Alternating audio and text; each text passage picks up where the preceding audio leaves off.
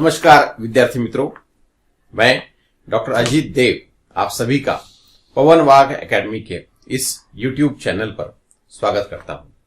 आज हम श्रम साधना ये पाठ देखने वाले हैं और इस पाठ के लेखक श्री कृष्णदास जाजू ये है। तो श्रम का अर्थ होता है मेहनत। ठीक है, किसी भी क्षेत्र में सफलता पाने के लिए मेहनत बहुत जरूरी होती है, लेकिन इस मेहनत में जो जिसे हम कंटिन्युटी कहते हैं, ठीक है, मराठीमध्ये याला सातत्य म्हणतात। तो इस प्रकार हर क्षेत्र में जो भी व्यक्ति मेहनत करता है उस मेहनत में अखंडता बहुत जरूरी है। खंडशाह अगर आपने मेहनत की, यानी कुछ दिन तक बहुत अच्छा काम किया, कुछ फल नहीं मिल रहा है, कुछ फल अच्छा मिलने के बीच में छोड़ दिया, फिर काम में जुट गए, कोई फायदा नहीं। ठीक है, तो यहां पर अखंडता ये श्रम की सबसे महत्वपूर्ण ऐसी व्याख्या है। तो ये अखंडता यानी साधना मानी जाती है। साधना का शब्दशः अर्थ होता है कि में भी जो भगवान की भक्ति करता है, सच्चे मन से अगर किसी के दिल में भगवान की भक्ति है तो वो अखंड होती है। ठीक है, उसको बोलने की जरूरत नहीं कि चलो भक्ति करनी है। उस व्यक्ति के मन में वो भावना हमेशा के लिए होती है, उसको साधना कहा जाता है। तो श्रम भी मानो ईश्वर की पूजा की तरह होता है, वो भी साधना ही माना गया है। और इस प्रकार श्री कृष्णदास जाजू ये इस पाठ के लेखक है, इन्होंने श्रम साधना क्या होती है, कैसे होती है, उसको इस पाठ के द्वारा स्पष्ट किया है। ठीक है, तो सबसे पहले श्री कृष्णदास जाजू जी, इनका परिचय लेते हैं।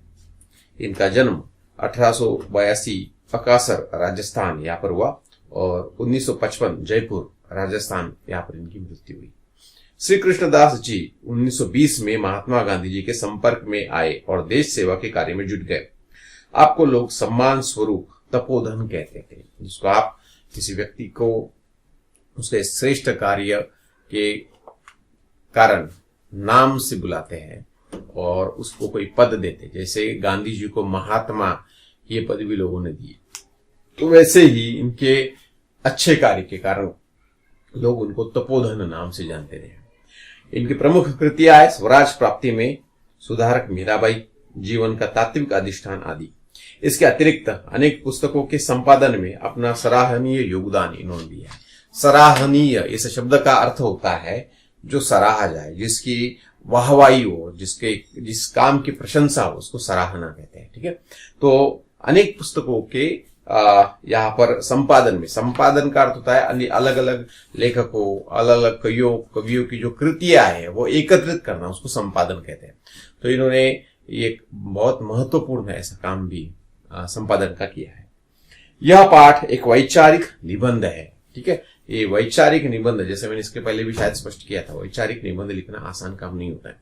वैचारिक निबंध में व्यक्ति अपने विचारों के बल पर, अपने विचारों के आधार पर किसी विषय की तर्कपूर्ण व्याख्या करता है, तर्कसंगत व्याख्या करता है, तो वो वैचारिक निबंध श्रेष्ठ निबंध माना जाता है। इस निबंध में लेखक ने मानवीय जीवन, संपत्ति के स्वामित्व, मनुष्य की प्राथमिक आवश्यकताएं, शारीरिक एवं बौद्धिक श्रम आदि का विशद विवेचन किया गया है। विशद का अर्थ यहाँ पर विस्तृत उदाहरण सहित। तो यहाँ पर संपत्ति का स्वामित्व किसे मिलना चाहिए, उसके पास मानवीय जीवन कैसे होता है, मनुष्य की प्राथमिक आवश्यकता, प्राथमिक का अर्थ होता है प्रिलिमिनरी, जो सबसे ज्यादा जरूरी है, ऐसी सबसे जरूरी है ऐसी प्राथमिक अवस्था जिसको कहा गया है, आवश्यकता कहा गया है। शारीरिक और बौद्धिक श्रम आदि के विषय में इन्होंने विस्तृत रूप से स्पष्ट किया है। लेखक ने यहाँ श्रम की प्रतिष्ठा स्थापित करते हुए आर्थिक सामाजिक समानता पर विशेष बल दिया गया है। ये हमारे देश में पहले से ही बहुत जरूरी है, आर्थिक और सामाजिक समानता। हमारा देश विविध धर्म जातियों में बटा हुआ है, ओके, और ये होने के बावजूद भी हम में एकता है, ये दुनिया की सबसे बड़ा आश्चर्य है। ओके, और अभी से नहीं, हजारों सालों से हमारे यहाँ अनेक प्रकार के धर्म जो है अच्छे तरीके से शांतिपूर्ण तरीके से रहते हैं, लेकिन हमारे देश में सबसे बड़ी विवंचना है कि हमारी सामाजिक और आर्थिक समानता हमारे यहाँ अभी भी लागू नहीं हुई है। ठीक है, यह पूर्ण रूप से संभव भी नहीं है, लेकिन निश्चित रूप से हमारे यहाँ आर्थिक और सामाजिक समानता एक अच्छे लेवल तक, एक अच्छे स्तर पर होनी चाहिए। और इसी के लिए बहुत सारे सामाजिक जिनकी सेवा रही है, ऐसे समाज सेवक बहुत सालों से इसके लिए प्रयत्न कर रहे हैं। ठीक है, तो यहाँ पर इन्होंने इस निबंध में इसी विषय को स्पष्ट करने की कोशिश की है। देखो, अब यहाँ पर हमेशा याद रखना, जो निबंध पर पाठ होते हैं उनको समझना इतना आसान नहीं होता है, क्योंकि वहां पर लेखक ने बहुत कम उदाहरण, किसी कथा में और समथिंग, किसी गाने में, कविता में बहुत सारे उदाहरण होते हैं, आसान से शब्द होते हैं। लेकिन जब निबंध पर पाठ होता है तो वहां पर तार्किक शक्ति का प्रयोग किया जाता है। अनेक ऐसे शब्दों का प्रयोग किया जाता है, शायद हमारे पास वो शब्द इसके पहले नहीं थे। ठीक है, इसको समझ लेना बहुत जरूरी है। देखिए, गुलामी की प्रथा संसार भर में हजारों वर्षों तक चलती रही। उस लंबे अरसे में विद्वान, तत्ववेत्ता और साधु संतों के रहते हुए भी वह चलती रही।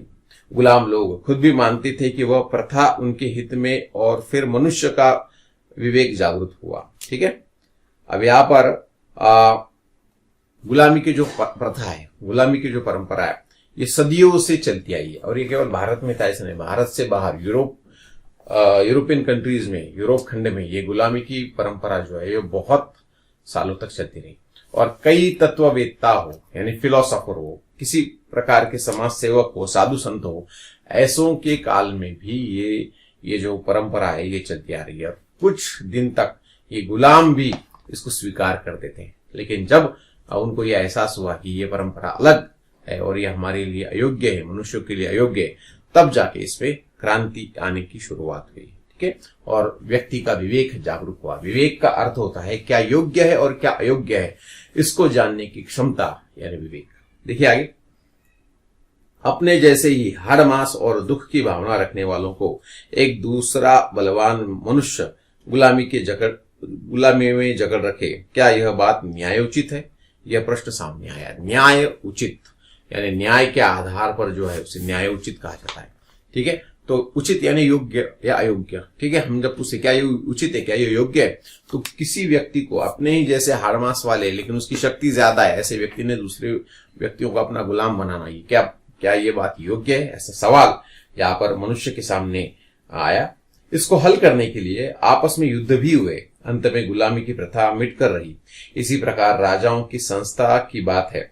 जगत भर में हजारों वर्षों तक व्यक्तियों का, बादशाहों का राज्य चला, पर अंत में क्या किसी एक व्यक्ति को हजारों आदमियों को अपनी हुकूमत में रखने का अधिकार है? यह प्रश्न खड़ा हुआ। उसे हल करने के लिए अनेक घनघोर युद्ध हुए और सदियों तक कहीं न कहीं झगड़ा चलता रहा। असंख्य लोगों को यातनाएं सहन करनी पड़ी। अंत में राज प्रथा मिटकर रही और राज सत्ता प्रजा के हाथ में आई। हजारों वर्षों तक चलती हुई मान्यताएं छोड़ देनी पड़ी। ऐसी ही कुछ बातें संपत्ति के स्वामित्व के बारे में भी है। अब यहाँ पर जो संपत्ति का स्वामित्व, ये विषय इनको स्पष्ट करना है, लेकिन इन विषयों को स्पष्ट करने के लिए उन्होंने दो अलग अलग उदाहरण सबसे पहले दिए। तो पहला उदाहरण था गुलामों का, और दूसरा उदाहरण उन्होंने दिया है राज सत्ता का। किसी एक वंश के पास, किसी व्यक्ति के पास जो राज सत्ता होती थी, तो एक व्यक्ति से दूसरे व्यक्ति की तरफ, दूसरे से तीसरे व्यक्ति की तरफ ये राज सत्ता जो हस्तांतरित होती चली गई। और यहाँ पर इस राज सत्ता के कारण किसी एक व्यक्ति के हाथ में हजारों लाखों व्यक्तियों का जीवन मानो किस प्रकार चले आता था। तो अगर राजा अच्छा है तो प्रजा के लिए ठीक ठाक होता था, लेकिन सबसे बुरी बात यह होती थी कि ज्यादा से ज्यादा राजा, ज्यादा से ज्यादा सत्ता जिनके हाथ में है। संपत्ति के स्वामित्व और उसके अधिकार की बात जानने के लिए यह समझना जरूरी है कि संपत्ति किसे कहते हैं और वह बनती कैसे है। ये बहुत बेसिक चीज है। ठीक है, संपत्ति किसे कैसे और वो कैसे बनती है, इसके बारे में लेखक ने कहा है। आमतौर से माना जाता है कि रुपया, नोट, सोना, चांदी का सिक्का ही संपत्ति है, लेकिन यह ख्याल गलत है, क्योंकि ये तो संपत्ति के माप तौल के साधन मात्र है। साधन मात्र का अर्थ होता है हम उस संपत्ति को किस अर्थ से, किस साधन से गिनते हैं। तो सोना, चांदी, सिक्के, नोटा, ये सब क्या है? ये संपत्ति गिनने का एकमात्र साधन है। संपत्ति तो वे ही चीज हो सकती है जो किसी न किसी रूप में मनुष्य के उपयोग में आती है। उनमें से कुछ ऐसी ही है जिनके बिना मनुष्य जिंदा नहीं रह सकता, एवं कुछ सुख, सुविधा और आराम के लिए होती है। अन्न, वस्त्र और मकान मनुष्य की प्राथमिक आवश्यकता है। प्राथमिक का अर्थ होता है सबसे ज्यादा जरूरी। जिनके बिना उसकी गुजर बसर नहीं हो सकती। गुजर बसर होना यानी जिंदगी जीना। इनके अलावा दूसरे अनेक चीजें हैं जिनके बिना मनुष्य रह नहीं सकता। देखिए अब यहाँ पे उन्होंने कहा है कि संपत्ति केवल पैसों में, सोना चांदी सिक्के नोट, इसमें केवल गिनी जाती है, ये गलत है। ठीक है, मानव जीवन जीने के लिए जो कुछ आवश्यक बातें होती है वो सारी संपत्ति में समाविष्ट होती है। अब यहाँ पर उन्होंने मुख्य रूप से बताया गया है कि कैसे आदमी का गुजारा होता है।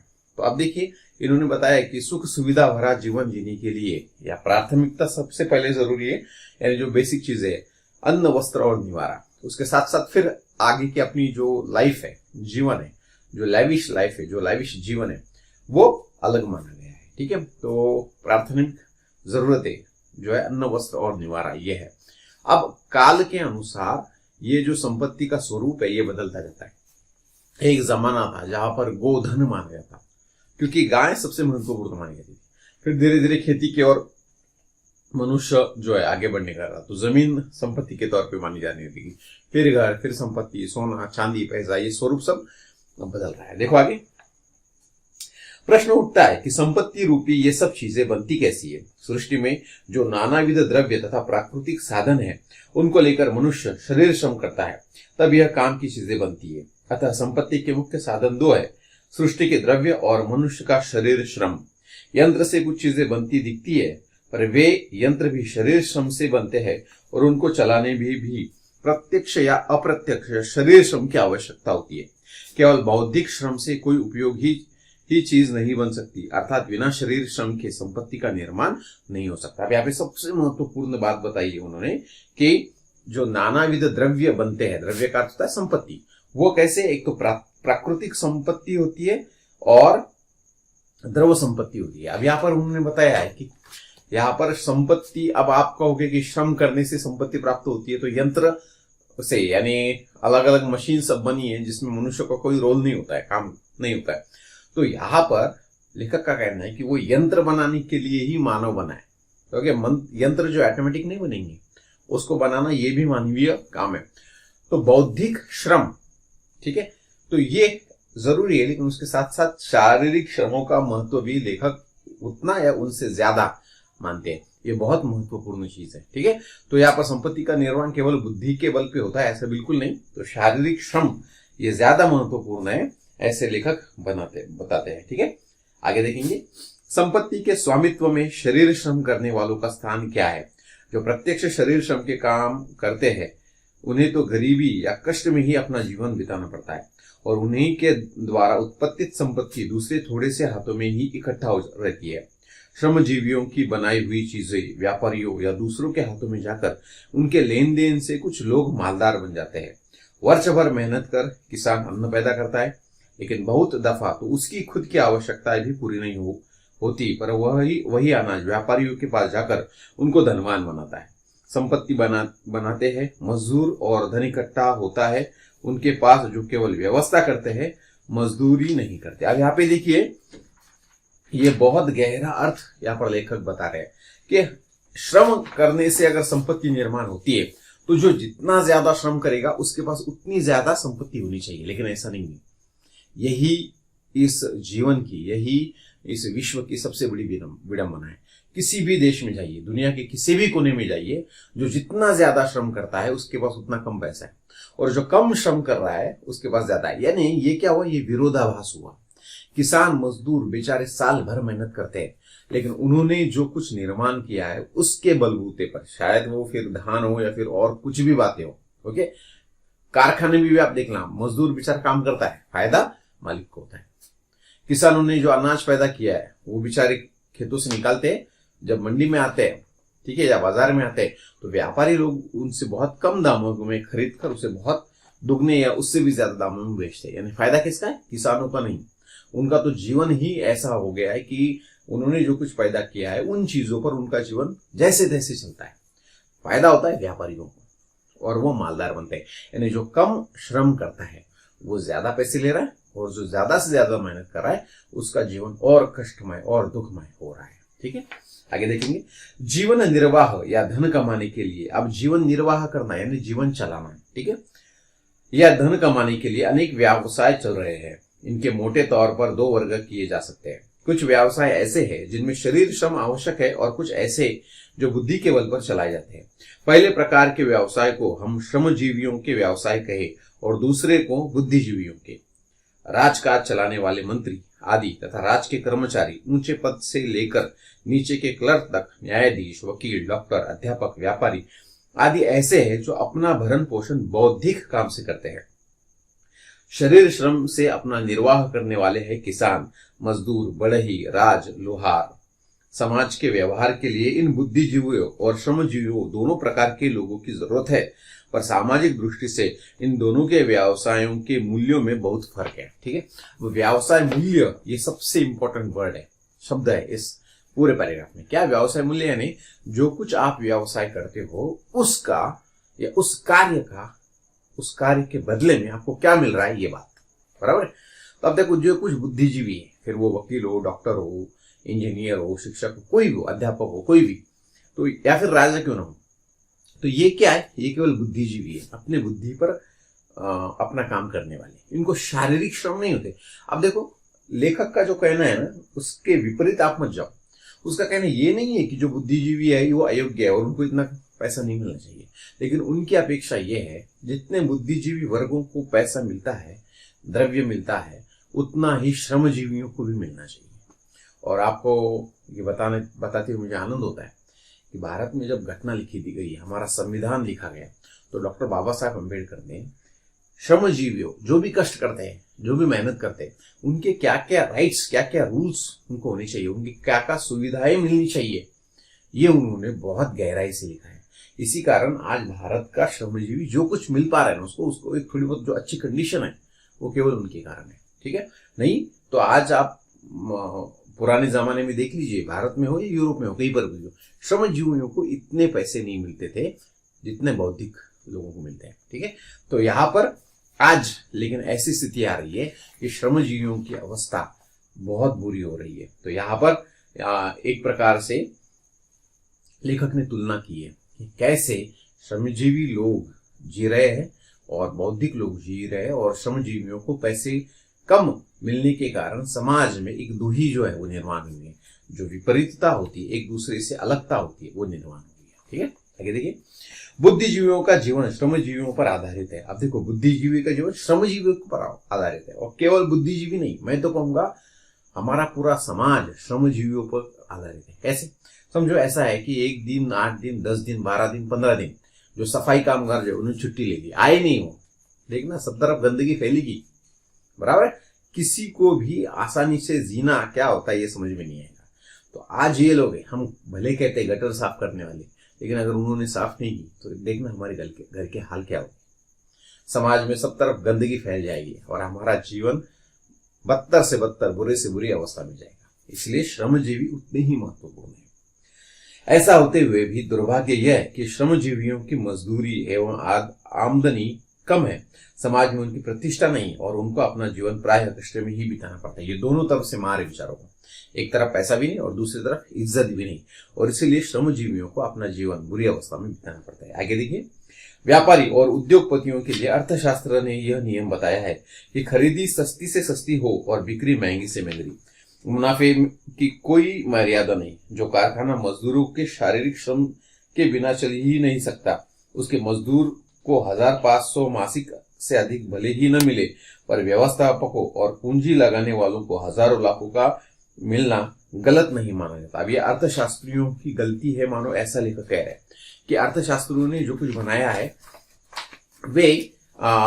वो ऐसा है कि जो कम काम करता है, जिसका कारखाना है, जो व्यवस्थापक है, उसको ज्यादा से ज्यादा पैसे मिलते हैं, और जो काम करता है, जिसके बलबूते पर वो कारखाना चलता है, उसको कम से कम। ये अर्थशास्त्रियों ने बनाया हुई एक सिस्टम है। ठीक है, तो ये गलत है, ऐसा ये प्रथा जो है ये गलत है, ऐसा लेखक मानते हैं। आगे देखिए, मनुष्य समाज में रहने से अर्थात समाज की कृपा से ही व्यवहार चलाने लायक बनता है। बालक प्राथमिक शाला से लेकर देश विदेश के ऊंचे से ऊंचे महाविद्यालयों में सीखकर जो योग्यता प्राप्त करता है, वे शिक्षालय या तो सरकार द्वारा चलाए जाते हैं, जिनका खर्च आम जनता से टैक्स के रूप में वसूल किए हुए पैसों से चलता है, या दानी लोगों की कृपा से। जो कुछ पढ़ने की फीस दी जाती है वह तो खर्च के हिसाब से नगण्य है, उसको समाज का अधिक कृतज्ञ रहना चाहिए कि उस पैसे के बल पर वह विद्या पढ़कर योग्यता प्राप्त कर सका। इस सारी शिक्षा में जो कुछ ज्ञान मिलता है वह भी हजारों वर्षों तक उनके तपस्वियों ने मेहनत करके जो कण कण संग्रहित कर रखा है उसी के बल पर मिलता है। व्यापारी और उद्योगपति भी व्यापार की कला विद्यालयों से, अपने साथियों से एवं समाज से प्राप्त करते हैं। जब अपनी योग्यता प्राप्त करने में हमारा खुद का हिस्सा अल्पतम है और समाज की कृपा का अंश अत्यधिक, तो हमें जो योग्यता प्राप्त हुई है उसका उपयोग समाज को अधिक से अधिक देना और उसके बदले में समाज से कम लेना, यही न्याय तथा हमारा कर्तव्य माना जा सकता है। चल रहा है कुछ उल्टा ही। व्यक्ति समाज को कम से कम देने की इच्छा रखता है, समाज से अधिक लेने का प्रयत्न करता है। कुछ भी न देना पड़े तो उसे रंज नहीं होता। आप देखो, ये बहुत ही महत्वपूर्ण बात यहाँ पर लेखक कह रहे हैं। ये भले उन्होंने बहुत सालों पहले बताई है, लेकिन ये त्रिकालाबादी सत्य मानव बता रहे हैं। और भूतकाल से ज्यादा वर्तमान काल में ऐसी स्थितियां बहुत ज्यादा दिखाई दे रही है। क्या हो रहा है कि यहाँ पर लेखक बता रहे हैं कि हम जब विद्यालयों में जाते हैं, अब शायद कुछ विद्यालय जो ज्यादा प्राइवेट हो रहा है, लेकिन आज भी बहुत सारे स्कूल ऐसे जो सरकारी स्कूल है। तो सरकारी स्कूल कैसे चलते हैं? विद्यार्थियों से कम पैसे ले जाते हैं, लेकिन अध्यापकों को पूरी तनख्वाह दी जाती है। तो ये सब सरकार चलाता है। तो सरकार कैसे चलाता है? तो जो टैक्स समाज देता है, उस टैक्स के मिलने वाले पैसों से ये सारी व्यवस्थाएं चलती है। फिर गवर्नमेंट स्कूल हो, गवर्नमेंट हॉस्पिटल हो या गवर्नमेंट की कॉलेजेस हो, कोई भी यंत्रणा हो। तो यहाँ पर क्या होता है, जो गरीब विद्यार्थी है वो कम से कम पैसों में सीखता है, बराबर है। अलग अलग कलाएं वो सीखता है, फिर वो व्यापार की कला हो, फिर वो कारखानदारी की हो, या फिर वो वैज्ञानिक बन के कुछ नया निर्माण कर रहा हो। ये सब बनने के बाद जब वो एक अच्छे लेवल पर जाता है तो ज्यादा से ज्यादा कमाता है। लेकिन वो ये भूल जाता है कि इन छोटों लोगों की वजह से, समाज के लोगों के कारण ही वो आज इस तरक्की के मुकाम पर खड़ा है। तो उसका उस समय कर्तव्य होता है कि ज्यादा से ज्यादा, फिर वो पैसों के स्वरूप में हो या किसी भी स्वरूप में हो, वो समाज को मदद करे, बराबर है। लेकिन ऐसा नहीं होता है। टाटा, रतन टाटा या फिर टाटा इंडस्ट्री भारत में एकमात्र ऐसी औद्योगिक क्षेत्र में काम करने वाली कंपनी है जो अपना सबसे ज्यादा हिस्सा समाज के प्रति देती है। और इसीलिए टाटा जी को, रतन जी टाटा या फिर टाटा इंडस्ट्रीज को व्यापारी नहीं कहा जाता, वो उद्योजक कहे जाते हैं। ठीक है, ऐसे बहुत कम लोग हैं और आज समाज में ऐसे लोग ना के बराबर है। इसीलिए लेखक कहते हैं कि सब कुछ उल्टा दिख रहा है कि लोग ज्यादा से ज्यादा प्राप्त करने की ही इच्छा रखते हैं, समाज को देने की इच्छा नहीं रखते। आगे देखिए, यह गंभीर बुनियादी सवाल है। बुनियादी का अर्थ है बेसिक। क्या बुद्धि का उपयोग विषम व्यवस्था को कायम रखकर पैसे कमाने के लिए करना उचित है? यह तो साफ दिखता है कि आर्थिक विषमता का मुख्य कारण बुद्धि का ऐसा उपयोग ही है। शोषण भी प्राय उसी से होता है। समाज में जो आर्थिक और सामाजिक विषमताएं चल रही है और उस जिससे शोषण, अशांति होती है, उसे मिटाने के लिए जगत में अनेक योजनाएं अब तक सामने आई और इनमें कुछ पर अमल भी हो रहा है। अहिंसा द्वारा यह जटिल प्रश्न हल करना हो तो गांधी जी ने आशय का सूत्र बताया। पेट भरने के लिए हाथ पैर और ज्ञान प्राप्त करने और ज्ञान देने के लिए बुद्धि। ऐसी व्यवस्था हो कि हर एक को 4 घंटे शारीरिक श्रम करना पड़े और 4 घंटे बौद्धिक काम करने का मौका मिले और 4 घंटों के शरीर श्रम से इतना मिल जाए कि उसका निर्वाह चल सके। अभी समाज में यह चल रहा है कि बहुत से लोग अपनी आजीविका शरीर श्रम से चलाते हैं और थोड़ा बौद्धिक श्रम से। जिनके पास संपत्ति अधिक है वे आराम में रहते हैं। अनेक लोगों में श्रम करने की आदत भी नहीं है। इस दशा में उक्त नियम का अमल होना दूर की बात है, फिर भी उसके पीछे जो तथ्य है वो हमें स्वीकार करना चाहिए। भले ही हमारी दुर्बलता के कारण हम उसे ठीक तरह से न निभा सके, क्योंकि आजीविका की साधन सामग्री किसी न किसी के श्रम बिना ही हो ही नहीं सकती। इसलिए बिना शरीर श्रम किए उस सामग्री का उपयोग करने का न्यायोचित अधिकार हमें नहीं मिलता। अगर पैसे के बल पर हम सामग्री खरीदते हैं तो उस पैसे की जड़ भी अंत में श्रम ही है। अब देखो, यहाँ पर बहुत ही बुनियादी ऐसी व्यवस्था गांधी जी के द्वारा बताई गई है। क्या कह रहे हैं वो कहते हैं कि समाज में आजकल जो विरोधाभास दिख रहा है, एक तरफ बहुत आराम है तो दूसरी तरफ शोषण है। शोषण इस शब्द का अर्थ समझ लीजिए कि जो व्यक्ति की और किसी की भी जो क्षमता होती है उससे कई ज्यादा उस व्यक्ति को अमानवीय तरीके से उससे वो करवाना, यानी शोषण होता है, बराबर है। और उसके बदले में उसे कुछ नहीं देना।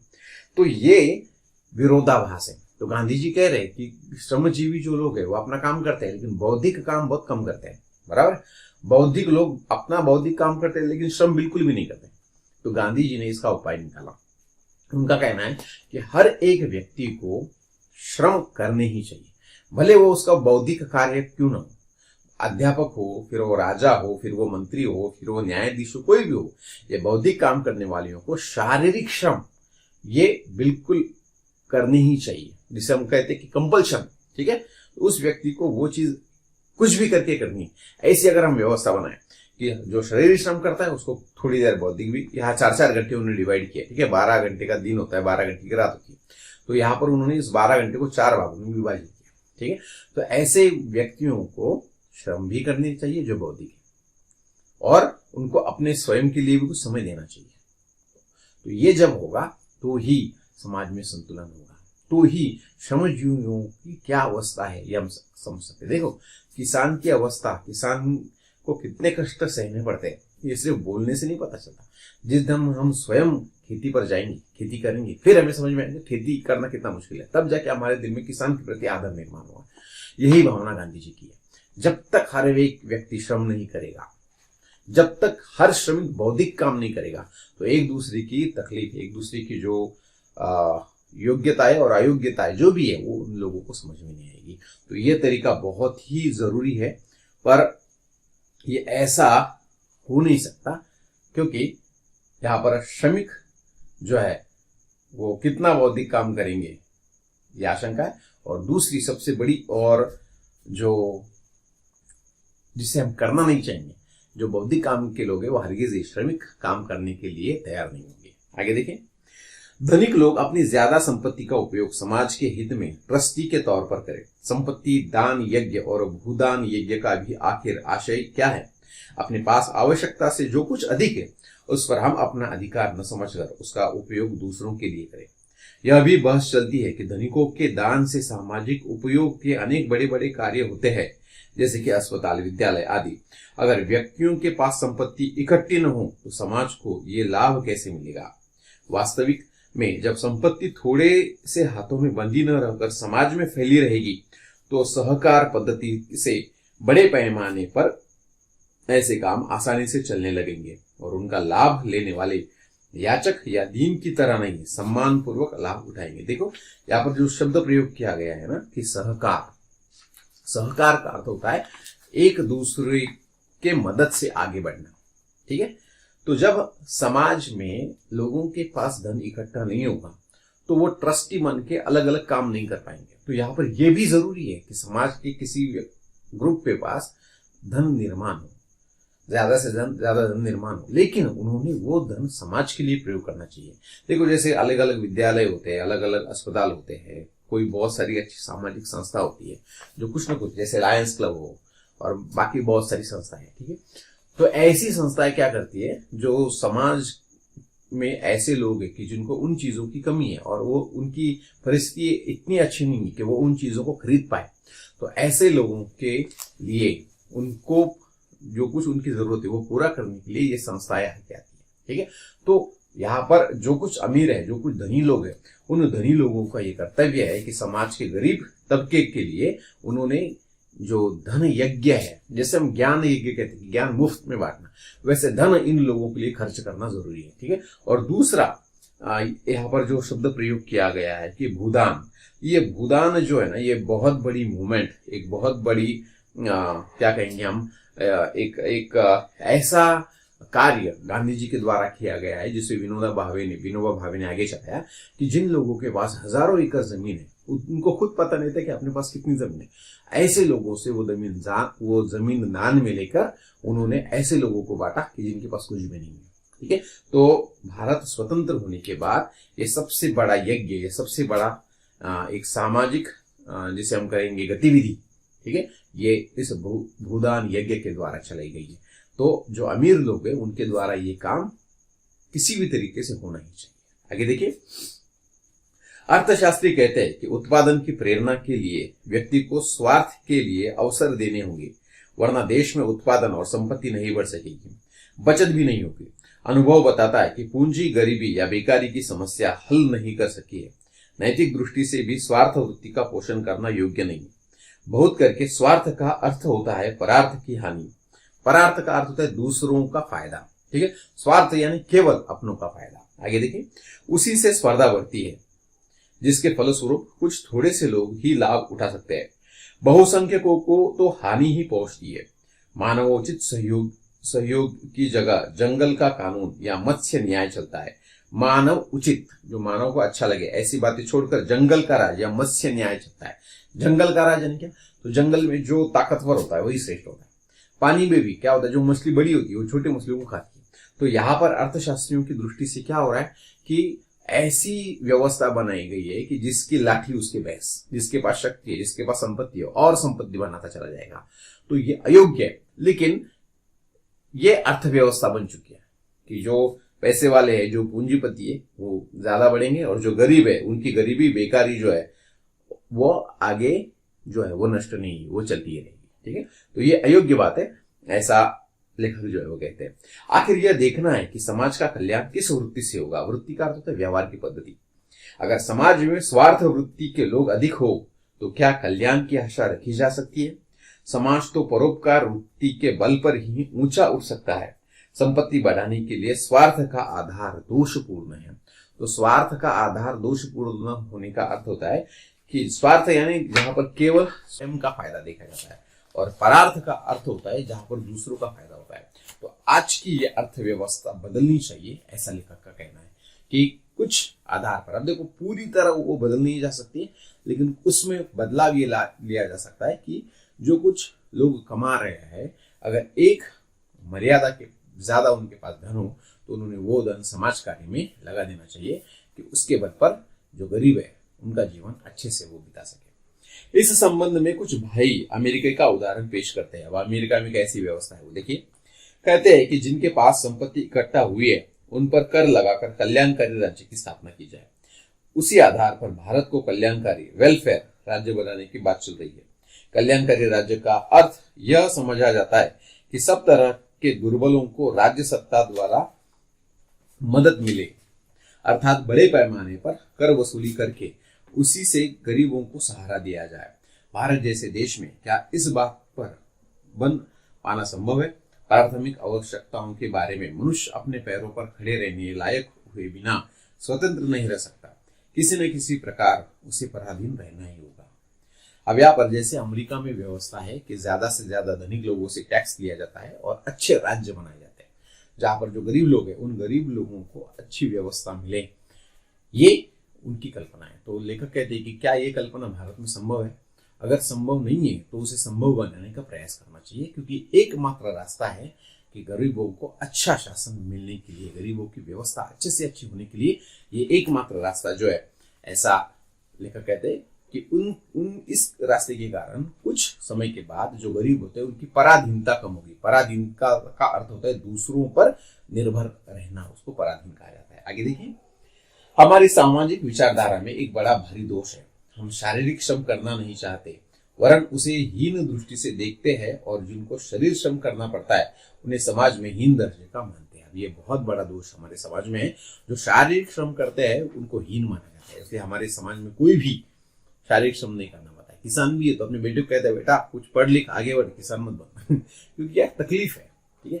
तो न सामाजिक एक व्यवस्था है, न समाज उसको मान सम्मान देता है, न उसे ज्यादा पैसा मिलता है। ये दोनों बातें यहाँ पर देखी गई है। आगे देखिए, अमीर या गरीब कोई भी श्रम करना नहीं चाहता। धनिक अपने पैसे के बल से नौकरों द्वारा अपना काम चला लेते हैं, गरीब भूख की लाचारी से श्रम करता है। हमें यह वृत्ति बदलनी चाहिए। शरीर श्रम की केवल प्रतिष्ठा स्थापित कर संतोष नहीं मानना चाहिए। संतोष का अर्थ है आनंद, प्रसन्नता। उसके लिए हमारे दिल में प्रीति होनी चाहिए। आज श्रमिक भी कर्तव्य परायण नहीं रहा है। श्रम की प्रतिष्ठा बढ़ना उसी के हाथ में है। जिस श्रम में समाज को जिंदा रखने की क्षमता है, उस श्रम का सही मूल्य अगर श्रमिक जान लेगा तो देश में आर्थिक क्रांति होने में देर नहीं लगे। अब देखो यहाँ पर वो हमें तो कह रहे हैं कि देश में श्रमिकता जो है वो बढ़नी चाहिए। श्रमिकों का अगर समाज में स्थान ऊंचा हुआ, श्रमिकों को अगर समाज कुछ योग्य स्थान दे पा रहा है तो ही श्रमिकों में आत्मसम्मान बढ़ेगा, और ये कुछ हद तक श्रमिकों ने ही करना चाहिए। समाज की तो उसमें अहम भूमिका रहेगी, लेकिन उसके साथ साथ श्रमिकों ने खुद ने अपना जो मूल्य है वो बढ़ाना चाहिए। आगे देखिए, गांधी जी ने श्रम और श्रमिक की प्रतिष्ठा स्थापित करने के लिए ही रचनात्मक कार्यों को लोक चेतना का माध्यम बनाया। उनकी मान्यता के अनुसार हरेक को नित्य उत्पादक श्रम करना चाहिए। यह उन्होंने श्रम और श्रमिक की प्रतिष्ठा कायम करने के लिए किया है। तो गांधी जी ने ये बात मुख्य तौर से की है कि समाज में जन चेतना निर्माण होनी चाहिए। चेतना का अर्थ होता है एक नई क्रांति, ठीक है। तो इसमें श्रमों का महत्व लोगों को समझना चाहिए। अगर लोगों में श्रमों का महत्व समझ में आया तो उनको या उनका समाज का जो पूरा दृष्टिकोण है ये बदल जाएगा। अब देखिए, गांधी जी ने चरखा और चरखे पर सूत काटना जो बताया है, तो उन्होंने उनके संपर्क में आने वाले और जो गांधीवादी है उन सब के लिए और पूरे देश के लिए उसका द्वारा संदेश दिया है। ये चरखा भी, सूत भी काटना, चरखे पर सूत भी काटना ये श्रम माना जाता है। तो जब समय मिले तो गांधी जी भी स्वयं सूत जो है वो काटते थे और लोगों को भी वो देते थे। क्यों? क्योंकि वो भी एक श्रम है और लोगों को श्रम का महत्व जो है वो समझे। आगे देखिए, अब कुछ समय से जगत के सामने दया की जगह समता का विचार आया है। यह विषमता कैसे दूर हो? कहीं कहीं लोगों ने हिंसा का मार्ग ग्रहण किया, उसमें अनेक बुराइयां निकली जो अब तक दूर नहीं हो सकी। विषमता दूर करने में कानून भी कुछ मदद देता है, परंतु कानून से मानवोचित गुणों का, सद्भावना का विकास नहीं हो सकता। महात्मा जी ने हमें जो अहिंसा की विचारधारा दी है उसके प्रभाव का कुछ अनुभव भी हम कर चुके हैं। भारत की परंपरा का ख्याल करते हुए यह संभव दिखता है कि विषमता का प्रश्न बहुत कुछ हद तक अहिंसा के इस मार्ग से हल हो सकना संभव है। इसमें धनिकों से पूरा सहयोग मिलना चाहिए। जैसे राजनीतिक स्वराज्य का प्रश्न काफी हद तक अहिंसा के मार्ग से सुलझा, वैसे ही आर्थिक और सामाजिक समता का प्रश्न भी भारत में अहिंसा के मार्ग से सुलझेगा, ऐसी हम श्रद्धा रखें। ठीक है, राजनीति का विकल्प से, अब राजनीति का विकल्प ये जो उनकी पुस्तक है उससे श्रम साधना ये पाठ जो लिया गया है। और अंत में लेखक गांधीवाद की तरफ बढ़ते हैं। गांधीवाद का अर्थ है गांधी जी के विचार। तो जैसे वो कहते हैं कि आर्थिक समानता चाहिए, वैसे सामाजिक समानता भी जरूरी है। और जहां पर सामाजिक समानता नहीं मिलेगी वहां पर हिंसा बढ़ेगी। तो जो नक्सलवाद बढ़ा है और जो समझे कुछ हद तक आतंकवाद बढ़ा है, इसका मूल कारण समाज में कुछ घटकों की तरफ दुर्लक्ष्य किया जाता है। तो ये सामाजिक समानता या फिर आर्थिक समानता अगर पहले बनती है तो आर्थिक समानता के कारण सामाजिक समानता खुद ब खुद बनेगी। ठीक है, और इसमें अहिंसा ये सबसे महत्वपूर्ण जो गुण है वो अहम भूमिका निभाएगा। अहिंसा का अर्थ केवल किसी को शारीरिक रूप से मारना ऐसा नहीं होता। तो शारीरिक हो, मानसिक हो, बौद्धिक हो, किसी भी तरह से दूसरे व्यक्तियों को तकलीफ न देना, ये अहिंसा का मतलब होता है। तो यहाँ पर लेखक ये कहना चाह रहा है कि गांधी जी का ये अहिंसा का जो गुण है जिसने हमें आजादी प्राप्त करने में सबसे महत्वपूर्ण भूमिका निभाई, तो सामाजिक समानता और आर्थिक समानता। सामाजिक समानता का अर्थ होता है जो समाज में अलग अलग धर्म जातियां है, ठीक है, उसमें किसी भी प्रकार का ऊंच या नीचपन न होना, यानी सामाजिक समानता। ठीक है, और आर्थिक समानता यानी जो बहुत ज्यादा गरीब और बहुत ज्यादा अमीर, ऐसे में दूरी न बढ़ना। वो 100% इक्वल कभी नहीं हो सकते, लेकिन उसमें बहुत ज्यादा दूरी न हो कि जिनमें द्वेष निर्माण हो। तो ये सब हमें साध्य करना है, तो हमें समाज में अहिंसा का जो प्रयोग है वो ज्यादा से ज्यादा तौर पर करना पड़ेगा, ऐसे लेखक यहाँ पर कहते हैं। ठीक है, तो इस प्रकार श्री कृष्णदास जाजू इनके द्वारा लिखित श्रम साधना ये पाठ हमने यहाँ पर देखा है। और इस पाठ के आधार पर कैसे श्रम जीवन में बहुत ज्यादा महत्वपूर्ण होते हैं। बौद्धिकता तो समाज में महत्वपूर्ण है ही, लेकिन इस समाज को एक श्रेष्ठ समाज अगर बनाना है तो किस प्रकार श्रम महत्वपूर्ण है, श्रम करना महत्वपूर्ण है, श्रमजीवी महत्वपूर्ण है, और समाज में इन श्रमजीवियों का एक उच्च स्थान भी जरूरी है, ऐसा यहाँ पर लेखक कहना चाहते हैं। समाज में श्रम करने वालों की प्रतिष्ठा बढ़े, श्रम करने वालों की आर्थिक स्थिति अच्छी बने, ये इस पाठ का उद्देश्य है। और इस प्रकार अगर हम सोचेंगे तो मुझे नहीं लगता कि हम किसी भी श्रमिक का अपमान करेंगे। ठीक है, तो आज से ये निश्चय करो, कोई भी श्रमिक अगर दिखाई दे तो उसे 2 शब्द अच्छे कहना। कोई भी श्रमिक अगर दिखाई दे तो कृपया करके उसको ये जताना कि आप काम कर रहे हैं तो हमें आनंद है, हमारे लिए आप बहुत महत्वपूर्ण है। कोई भी सैनिक दिखे तो प्लीज उसे सैल्यूट करना, उसके लिए तालियां बजाना, तो उससे वो समझ जाएगा कि मेरा जो काम है इस काम का महत्व आज ये समाज समझ रहा है।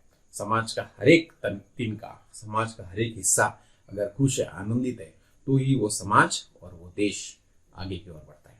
ठीक है, तो ये निश्चय करके यहाँ पर हम इस पाठ की समाप्ति करते हैं। धन्यवाद।